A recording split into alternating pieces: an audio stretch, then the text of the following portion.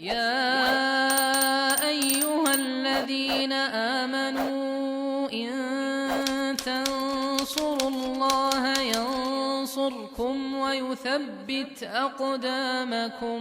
Ada ya beberapa di antara hak-hak wanita yang memang Iya. kita mesti penuhi ya, hak-hak wanita, terutama ini bagi seorang suami terhadap istrinya. Yang pertama tadi tentu kita mengikuti wasiat Rasulullah SAW tadi. Mm-mm. Haruslah kita bisa memahami bagaimana kondisi wanita, maka perlakukanlah wanita dengan cara yang baik. Mm-mm. Kemudian yang kedua, bagi seorang suami ya, kita tidak boleh menyebarkan rahasia seorang wanita ya. Ini terutama apa yang terjadi di rumah tangga kita, ya, di dalam rumah ya. Seburuk apapun itu jangan diceritakan ke keluar, atau apalagi hal-hal yang memang merupakan rahasia suami istri ya.